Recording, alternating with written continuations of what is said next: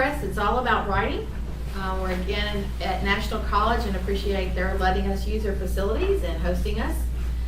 Tonight's topic is polish your work and make it shine before you hit send. On the panel tonight, I'm Pat Sawtell, and I'm here again, and I have Christy Bradley, and we have a visitor tonight, Robert Krogh, and he'll get to hear more from him in a moment. We want to talk just briefly to get us started tonight about what do you have to know before you polish it. Well, the first thing you have to know, we talked a little bit about this last month, about genres. Do you know your genre? While you don't have to be very tight on your genre, when you first start to put words on paper, you have to have a clue where you're going. If you're writing, these are some old books I found, but these are old magazines for Coca-Cola from the 50s and 60s. If you're writing a magazine, you've got to know who's your audience, what kind of content. If it's about Coca-Cola, it's all branded. If you're writing for children, it's the We Come and Go books. You got to know how many words and what can they read and how big a print, who's your audience. The same difference is here. If you're writing ghost stories, we have an all ages book, the pirate book here, you want to write about vampires, you have to know kind of where you're going because those books all have their own types of rules, be it simple words, heavy words, maybe circumstance or circumference if you're writing a science book, but you have to kind of know. If you're writing romance, there's rules that qualifies it. So as we talk about the rules tonight, we're going to talk about rules and when to know what those rules are and how to break them. Keep in mind that all ties back and you have to know what the genre is.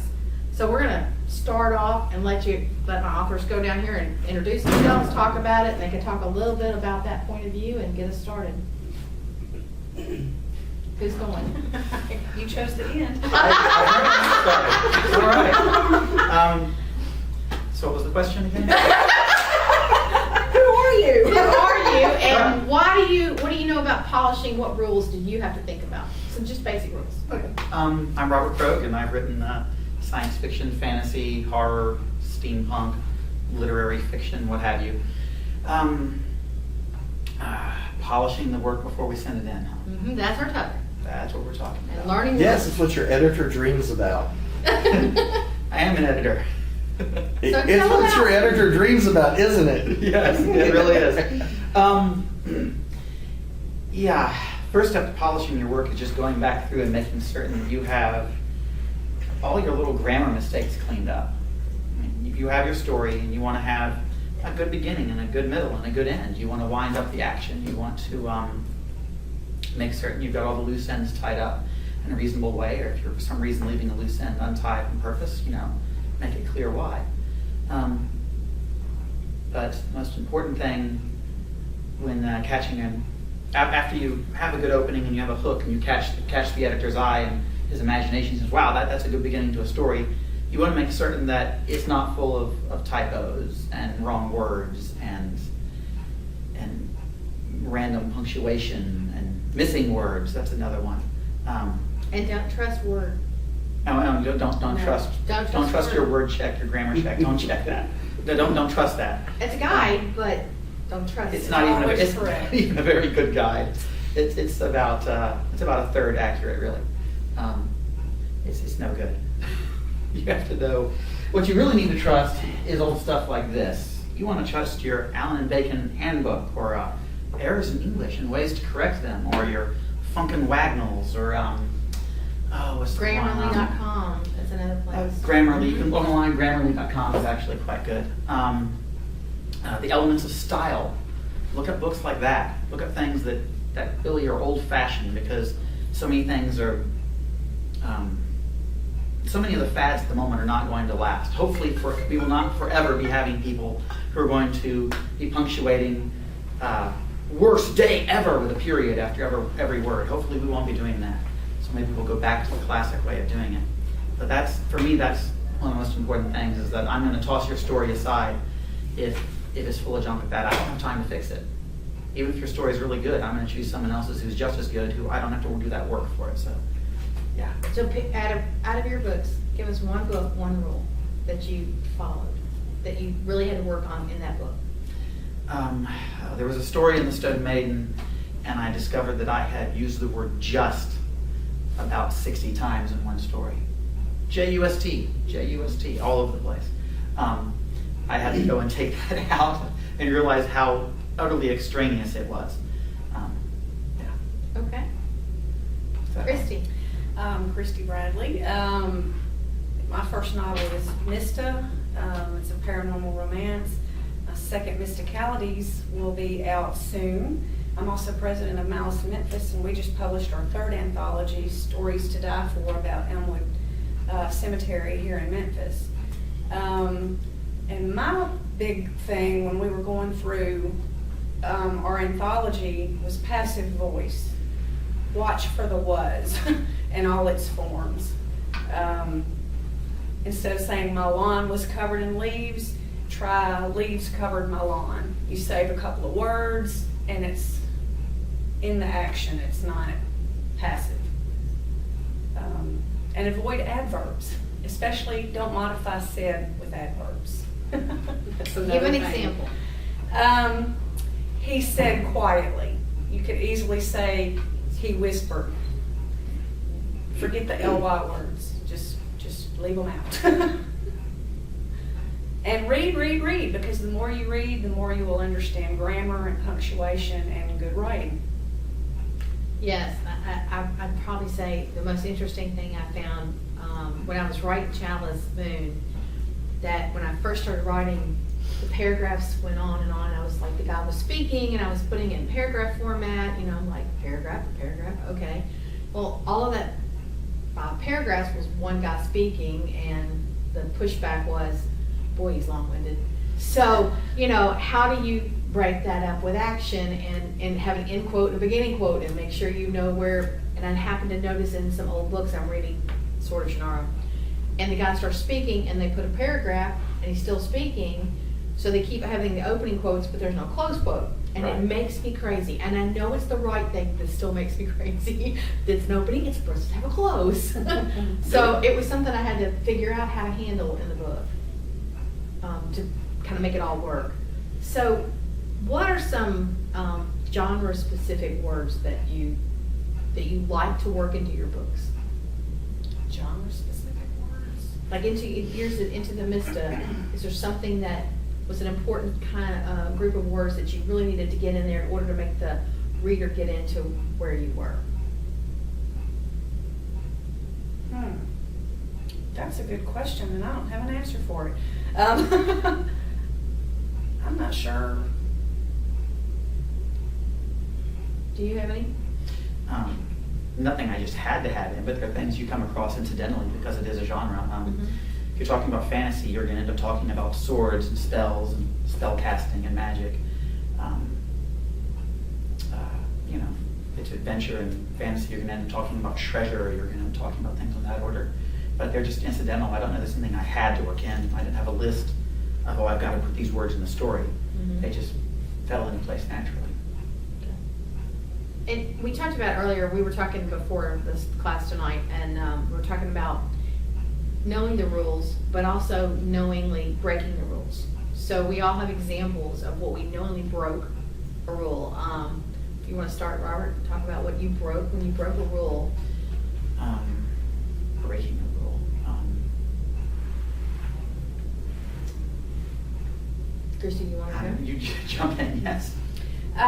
Well, if you've read any of my work, you'll see that my style in Mista is completely different from my short stories. Mista is more of a suspense, so I didn't use full sentences. It was meant to build tension, so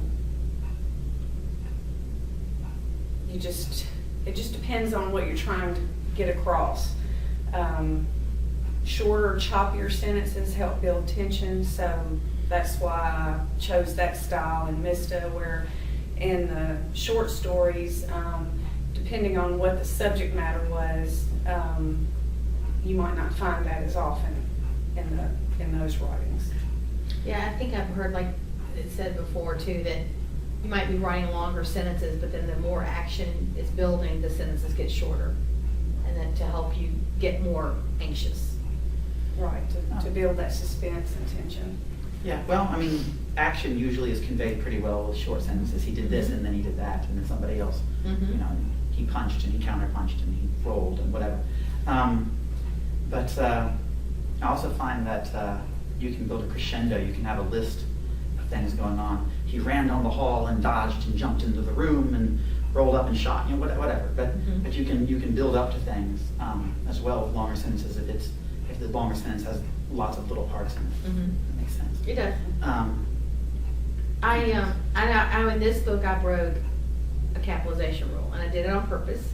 I capitalized things like vampires and wolf and snake and human, and the whole purpose of that was to draw attention to all the different races, as well as when I bring in a real snake, one of nature's snakes, it's not a shifter snake, I wanted you to know that it was a lowercase snake, which means it's just one of God's creatures, it's not a shifter.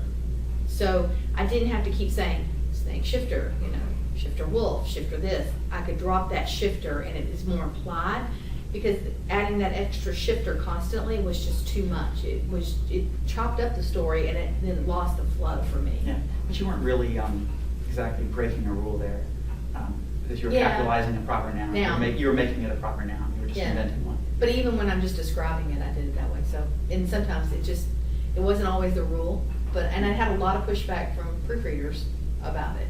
Hmm. And I'm like, this is the rule I've set. And of course, Word will kick it back half the time. I will. You know, It doesn't know like it's it. You just have to ignore it. Yeah. Yes. You don't know what you're talking about. So let's talk about the rule of three. Christy, why don't you start with that? Sure. It's a principle that suggests events and characters introduced in threes are more humorous, satisfying, and effective in execution of the story and engaging to the reader. Say the Three Little Pigs, Three Blind Mice, Three Musketeers, the Three Stooges. The three-act story structure describes the problem, explains the breakthrough, and then describes how it feels to resolve the problem. Mystery, for instance, usually has three suspects. And marketing even uses the rule of three. Is We that do. correct, Patty? We did. You repeat the brand 3 times or the offer 3 times in order to drive it home. Yeah, that's a standard speech writing tactic. Mhm. Just Right. tell them again in Again. more detail, tell them one more Again. time. Yep. Any more feedback on that? No? Okay. So let's talk about some grammar and punctuation. What are your favorite rules? You're an editor. Talk about the thing that makes you the most crazy. I'm a little annoyed with, let's see, grammar and punctuation. Hard question. The Oxford comma, I mean, I believe in that. It really divides things up properly. That's where So you have a list. What is that? Yeah. You have a list, and it's, well, here. Eats, shoots, and leaves. Now, in this case, that's actually supposed to be a sentence. The panda bear eats, shoots, and leaves. But if you put the comma in here, then it becomes eats, shoots the guy, and then walks off. But really, there should be a comma after shoots if you're going to make it a list. That's the Oxford comma. And it makes a big difference sometimes. It really does. So that bothers me when people don't use an Oxford comma. When you have a list of adjectives before a noun and you don't put commas in them, that drives me crazy. There are reasons why you wouldn't, sometimes your adjective is actually part of a compound noun at the end. Okay, leave it alone. But do that. It's a style thing, it's not really a grammar thing, but I hate it when people use proper names over and over again. I write book reviews for bibliorati.com, and I just reviewed Empire of the Imagination, which is a book about the life of Gary Gygax, one of the inventors of Dungeons and Dragons.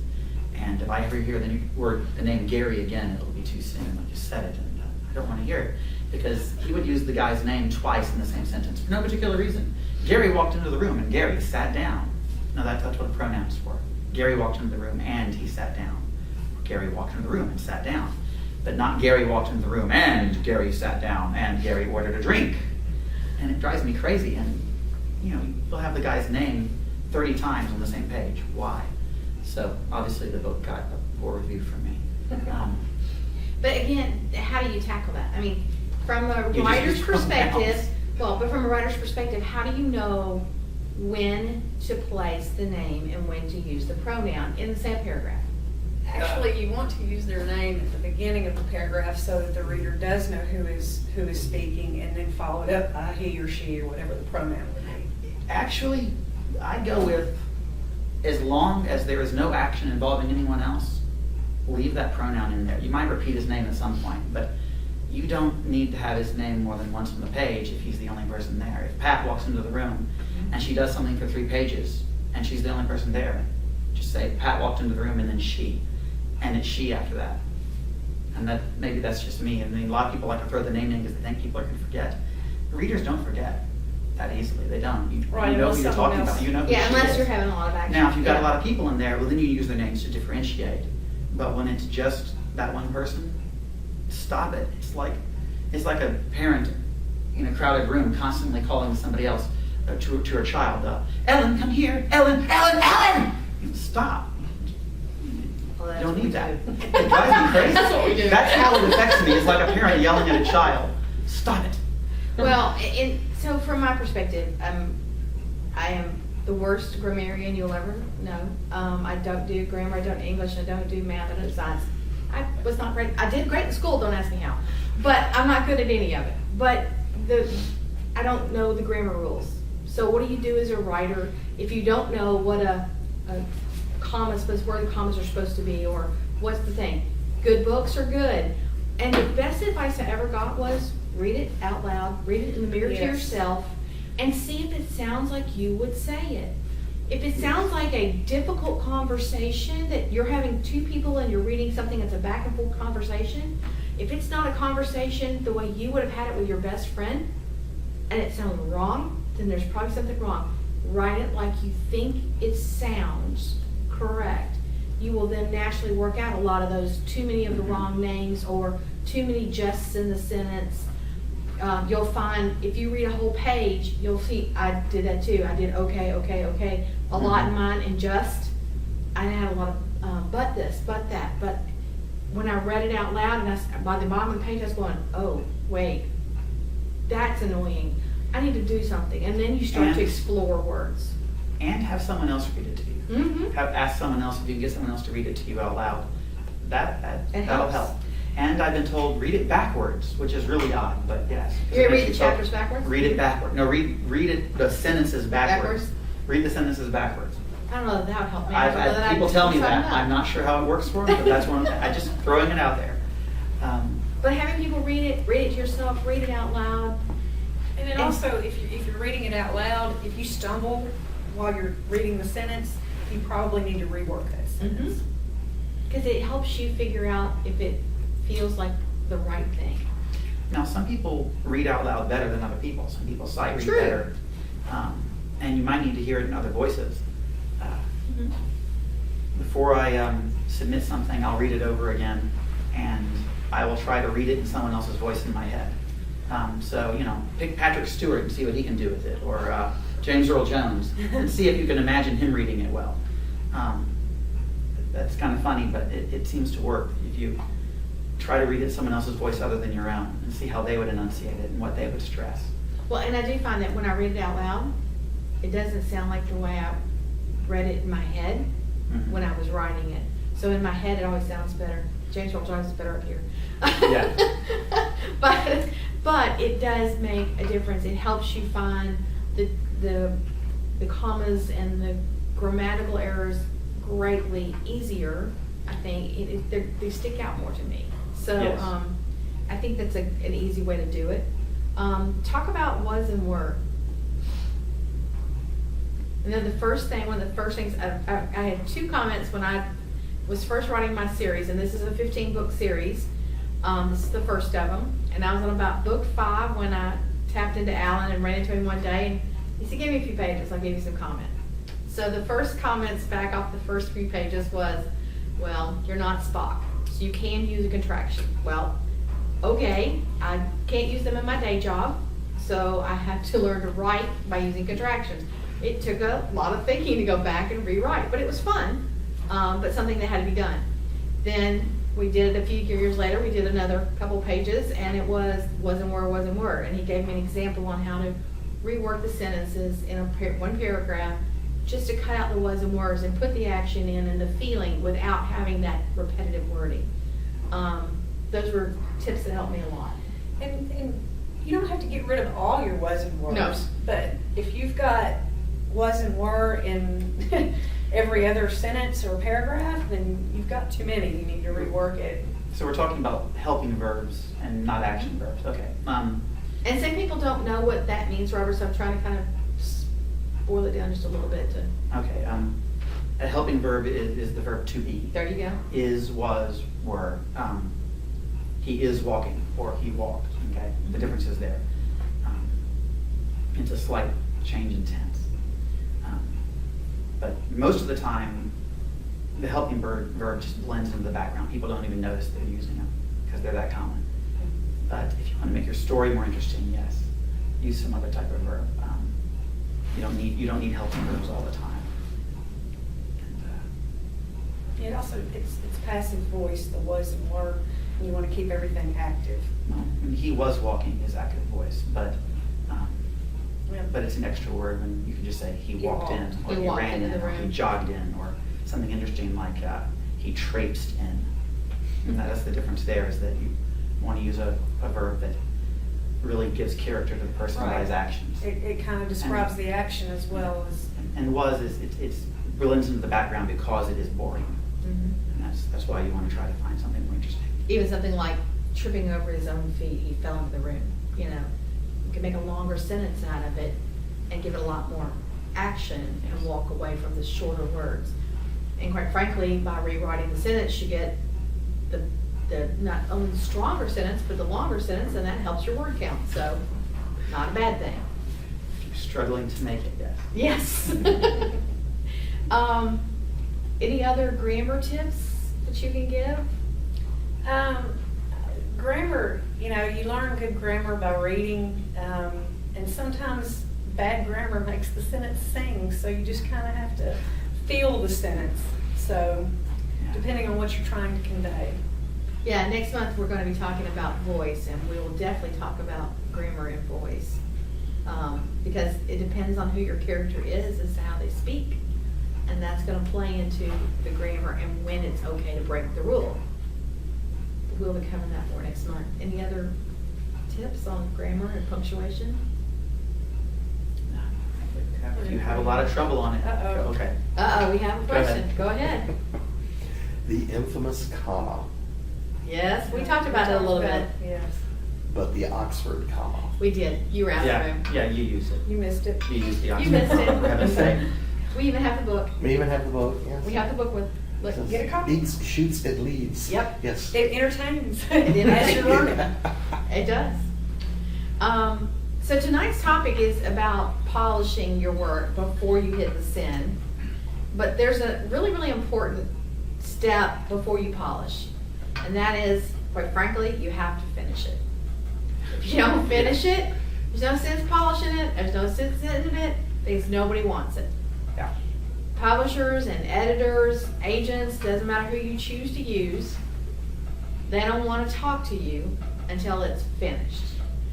I've run into people at cons that have told me, oh, I'm working on my first novel. Great. How far are you? Well, about 50,000 words in. Great. You're getting there. How long have you been working on it? Oh, 10 years. Okay. You play at writing. You don't want to become a published author if that's the case. And that's fine. If you are happy, do it. Don't stop writing because it can be a very pleasurable pastime to write. Never stop. Enjoy the creativity. But don't set yourself as a standard of, I want to be a published writer if you never can get to the end. So you have to get to the end. I started writing for pleasure. I wrote to get something out of my mind, and it just continued. And in 5.5 years, I wrote 1,500,000 word novels. I had nothing else going. Yes, I did. I had a full life, a job, a family, everything going. Lots to do. But I also wrote, and that was my release and my enjoyment, my pleasure. And I was doing it for me, not for anybody else, not to be published. Now I don't write so fast. It's probably a book a year because I'm now trying to clean up all the other books. But it's setting your goal and deciding that you're going to do it. And what is that goal? Am I doing it for pleasure? Am I doing it for publication? If I'm doing it for publication because I need to get a book out because I'm selling it to the first grade class to support their writing, their reading, because they're reading readers, then I have a deadline and I also have limits. And I have to know what they are and get them done and meet the deadline in order to make it happen. Yeah. Deadlines really, really help. It does. When you tell someone that's the point at which you have to have it to me or forget it, then that's where you cut it out, whether people are playing around or whether they're serious. Mhm. And that's when you get writers actually, okay, now I've got to do it. Yeah, You have someone cracking a whip at you. You don't want to have to beg people to submit. Yes. And most editors probably won't. No. No. Publishers don't want to talk to you, editors, agents. You know, in the past, people used to write, I have an idea for a story, and they'd go and they'd sell their idea to an agent, and they'd get some six-figure front end, and they'd write the book, and they'd get it published. Those people had usually already written a book, though. Most of them. Most of them. But now, the world is full of writers, and not as many publishers, and they don't have the time to wait for you. So if you want their attention, bring them a finished piece. Now, once you have it finished, you say, I've got it, I've checked my grammar, I've spell checked it, read it out loud, and I've had friends read it and give me feedback. Now what do? Now you have to find somebody you want to submit it to. So talk about finding who to submit it to and how to submit it. Okay. Well, interesting you bring it up in that order. Because what most people want is for you to write what they want you to write. True. This is a book of pirate stories. And I, told Alan that we should get a book of pirate stories out because it might sell well. And he says, okay, you edit it. And so I found myself being an editor. But we put out a story call. And so what a lot of people do to get published is they go looking for story calls. And they find out what sort of story somebody wants, and then they come up with an idea, and then they write it to the specifications. And that makes a big difference because you're writing something that someone's already looking for. So there you go. I wrote a whole bunch of stories here, and I submitted them all over the place, and I hadn't looked at any story calls, and I didn't know what I was doing as far as that end of the business was concerned. I was writing pretty good stories, I thought, and somebody agreed with me, but it took a long, long time to get these published because no one was looking for that specific type of story. They wanted something else. They wanted pirates, or they wanted steampunk superheroes, or they wanted science fiction and fantasy stories that generally had happy endings, something like that. And they can get really specific. And so one of the best ways to get published is to find something that matches what you're writing, and if you can't find that, then you have to start over from scratch and write something that someone is looking for. But the guidelines tell you what you've got there. And sometimes you get lucky and you've written something and it matches the guidelines, and sometimes it doesn't. So you go back and you start over from scratch when you don't, and you follow the guidelines all the way through. And sometimes you can take something you've already written and just adapt it a little bit. But they're going to want a certain word count, 3,000 to 9,000 words, or something on that order. A lot of people are asking for only 5,000 words, which is too short for a lot of folks. You have to really, really cut down there, but there's a tactic for that too. And then they're going to want it formatted a certain way. They're going to want it, Times New Roman, 12-point font, Double spaced, inch and a half margins. inch and a half margins, etc. And And while that's really a common kind of guideline, it is not 100% Absolutely everybody not. doing it that way. Whoever you're submitting to, make sure you check their guidelines first. They some people- even yeah, pick sorry. out where you put your name and the title of the Or if you author. put it on there at Or all. if you put it on there at all, Right. if you number the pages, if you do not number the pages. There's Right. a lot of that little picky stuff that you really have to read. And if you don't follow it, they throw it out the window right off the bat. Yeah, if you're getting, if you're going to accept 15 stories into your publication and you get 200, well, then you're going to start culling through it really fast.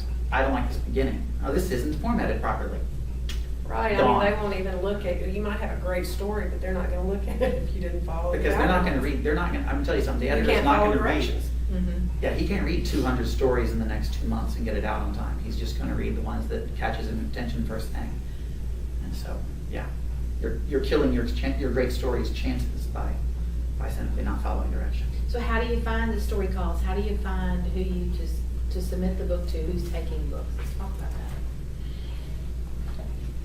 There's several websites that list story calls. I can't think of any right off the top of my head. Let's see, Raylon still does it right now. They can go to the Dark Oak Press Resources page. Dark Oak Resources. Dark Oak Press resource page. There you go. Yes, that's the, I was going to mention, look at your small presses. I Well, we have subscribe all the to. marketplaces listed there. Yeah. Yes, Yeah, the bunch of- marketplaces are there, that's right.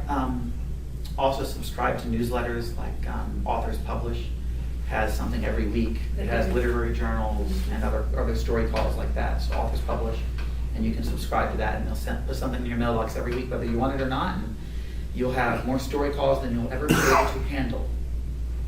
You won't be able to write fast enough. And it doesn't have to be just writing for books. I mean, you can write for magazines, you can write for journals, you can write for newspapers. Yeah, Writing's authors- writing, enjoy it. And there are places that do story calls, that are looking for stories to support, say National Geographic, a magazine article or something, you know. There's all kinds of places, but you have to know what kind of writing you're looking for. And you might be doing I'm writing for the magazines and the lit world in order to support myself while I write my novel. You could be doing both. The A lot of writing people styles are copy different, edit. but a lot of people do that, a lot of people copy edit. And you will find, I know when I first started, I followed all the rules everybody told me when I was first writing. Everybody goes, oh, you need to go publish now. I was playing with it. So when I got the big book that says, here's all the agents, you know, you gotta, and when you start going to the websites, it's like, not taking submissions, not taking submissions, not taking submissions. You're gonna find a lot of that. So finding story calls that are, I'm actively looking, gives you a place to start. And it's a little more positive feeling. Yeah. Right, Ellen? And one of the things I found too is it's interesting to me, and I kind of found it curious even today. While many people will now only take them electronically, there are a few people who want you to send the pile of paper and a stamped envelope so they can send you back their form letter. So you have to follow the guidelines. If you send that paper guy an electronic file, it never gets in his inbox. And if you're writing a specific genre, like if you're writing paranormal romance, look for agents and publishers who publish or want that. Don't send it willy-nilly to just anybody. Yeah, there's That was my Your mistake nose with a lot of off these the stories spike right face. here, is I was just sending them wherever. Oh, somebody publishes stuff. Yeah, This is a publishers great for story. It's not what we're cookbooks, looking for, though. Thanks, good luck. cookbooks, travel books, children's books, romance and paranormal, they're not usually the same company. At the very least, even if it's the same company, they have different editors or agents that deal with specific You know, genres. They'll have imprints. This Mhm. imprint does romance, this Right. one does mystery, this one does children's books, and this one does cookbooks. Right, right, and that's really, really important. And never, ever, ever, ever pay to submit your work and have it reviewed. If somebody says, sure, we'll review your work and it'll be $400. Walk There's- away, run away, fast Yes. as you can. There's a lot of that out there, and they're going, I'll write you a great review for $400. And you'll hear stories where somebody paid $400 and they got a great review and they became a bestseller. Okay, but lightning struck that day because they just had the right book, the right thing at the right time. There's a lot of books out there. And they make a lot of money off of people who pay $400 to get a review, but then they never get anywhere. They never make their $400 back. You have to sell a lot of these books to make $400. Lots. So think about how long it took you to write it, and is it worth it? What was that? This many books? Another thing is, before you ever hit the send button, you need an identity. This is my author identity. It's not my real name, it's my author name. It's what I go by. I have an email, I have a website, I have a Facebook page, I have ways for people to contact me. Because There was no sense in putting it out there if they can't reach me. I even have a cell phone, but I do put that on my name. But know who you want to be. If you want to be yourself, and ladies, you have an easier time of doing pseudonyms. A lot of times we can use maiden names, initials, short versions of our names. But the guys, they need to decide that too.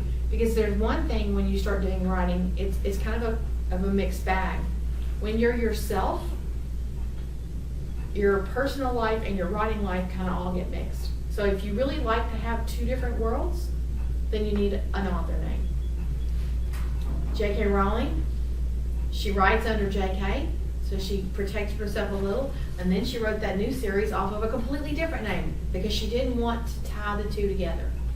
So you need to know who you are before you write and before you hit the send button. And if you're using an author name, then in your cover letter, you're going to want to say something about, I am this person and I write as, so that they know you have an author name. And if you write like horror, really dark horror, and then you turn around and write a first grade children's book, you might want two different names. Because you don't want this to impact the sales of this. So think about that. Unless you're Stephen King. Yeah, unless you're Stephen King. You can write anything you want to then. Any other tips along those lines, guys? No, I think you covered it. All right. Do you guys have any questions tonight? We'll stop and take a few. It's kind of quiet out there tonight. No? Okay. Do any of you have your own process or ceremony for writing and then editing? What do you do different? Okay, I write a story. I come with an idea, type my story out. I'm very pleased with it. Unless I have a really close deadline, I don't look at it again for a couple of weeks at least. I set it aside so I forget some of it, and then I go back to it and I start editing it. And that helps a whole lot with the editing process and the polishing, because I've forgotten some of those words. The thing an author does when he reads is he reads exactly what he thought he wrote and not what he put on the page. You'll find that to be true. Yeah. Yes, that's where So- reading it aloud helps too. So then you go back, you give yourself some time, and then as you go back through and read it out loud and go start, looking at what you did, it's fresh to you again. It's almost as if not quite as if someone else wrote it if you give it enough time. If you've been working on something else and getting in another frame of mind during the same amount of time, then you've got another story in your head, and this one is a little more distant, and you can look at it a little more objectively, and that helps a whole lot. And silence, not having children running around the house and saying daddy and stuff. That helps a lot Oh too. yeah, no, I need the noise in the background. What about you? I like white noise in the background, but if everybody's mom constantly, it's a little annoying. I do a lot like Robert. I put my butt in the chair and I just write the story. I don't worry so much about grammar, punctuation. I'm just trying to get the story down. And then I also like to leave it alone for a little while and then go back and clean it up. And the more I write, the better I get at putting the punctuation or, writing cleanly from the beginning. Yes. So practice makes perfect. It's Yes. really nice feeling to go back and look at a story and say, oh, I don't actually need to Right. That is cut very this thing apart and put it back together. Yeah. I would say I write in a state of constant motion. I write on a laptop now. I did start by writing in Sprawl notebooks, and after I filled up two, got a laptop. But I write in constant motion. So there are people coming in and out of my house. I may be watching television in the background. I've got something on, maybe it's Scooby-Doo. And I'm just writing like crazy, just, letting the words go out and letting them come out, And I don't have time to think about punctuation and grammar. I'm kind of like Chrissy, I just keep going, just because I've got to get it out of my head as fast as it can come out. When I get to the end of the story, okay, then I know I'm at the end, great. I know what happened, I'm ready to shut that novel off. Sometimes I will go back and read through the thing again, just depending on if I'm in the mood. But every time I sit down to write, I back up 3 or 4 paragraphs. Every time I write. Yeah. I back up 3 or 4, start back, it reminds me where I was, and I just keep going. And I will say that writing the 15 books in 5.5 years was much easier than writing the 1 book a year I'm doing now. When you are obsessively writing like I was, it's very easy to spend 2 hours a night, 3 hours a night, every day at lunch writing, and you're constantly in the story, so you never forget where you were, and it's just flowing. It's just going like that. Now, if I can have a day where I can't write, I gotta stop and slow down and remember where was I. So you'll find your speed varies, but it's important. It's important to just get to the end and then clean as much as you can. Yeah. And so what do you do when you get to the end? Do you celebrate? Do you start making plans to do something? Do you start on the next book? What do you do? Start on the next. There is no rest. Keep going. What about you? Ideas, finishing one idea, usually by the time you finished it, you've already had several other ideas occur to you that you put off.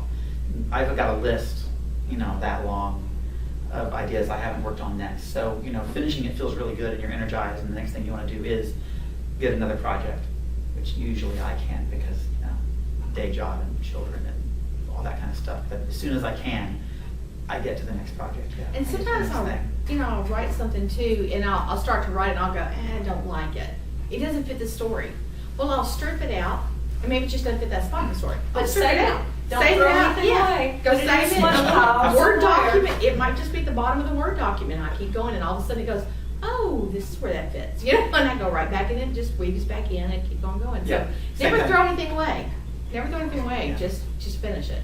So we're gonna close it up. Kind of finish this up for the night. Any final tips?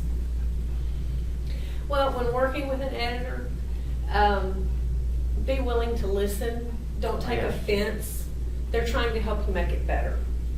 So, but if there is something you feel strongly about, feel free to fight for it, but you gotta be willing to bend.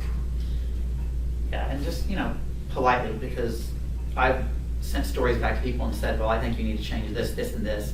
And the ones who very politely ask, well, now, I had a reason for this, and this is what it was, but if you want me to, but do you really, but don't you see it fits this way?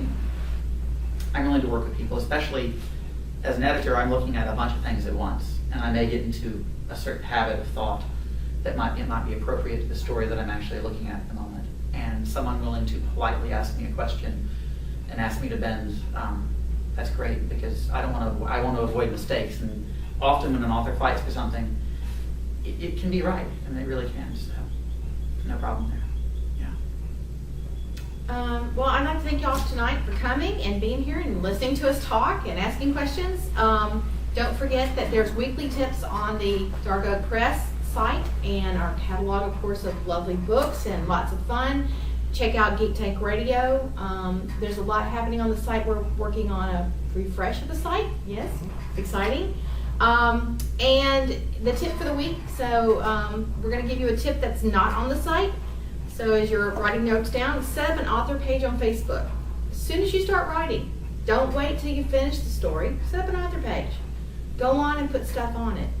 It doesn't have to be every day. It could be once a week. Post a cute meme, something funny, your favorite recipe, but get people to start to follow it and like it. Build your audience. You don't have to have a finished product to start to build an audience. You want an audience when the product's ready. You want them to be excited that now they go help you to announce it. So get started now, do that. But remember the rule of thumb. If you offend, you lose. If your book is about a children's book or about vampires, and you start going off about some type of politics or something else, you're going to offend people because they don't want to talk about it. So unless it is applicable to what you're writing, if you're writing a political, from one point of view book, then that's your audience. But if you're not, be careful what you post, because if you offend, you're going to lose your readers, and then you won't have the promoters. Thanks again for coming, and Robert, thanks for being with us tonight. We appreciate it. And join us next month for Finding Your Voice. I didn't know I'd lost it.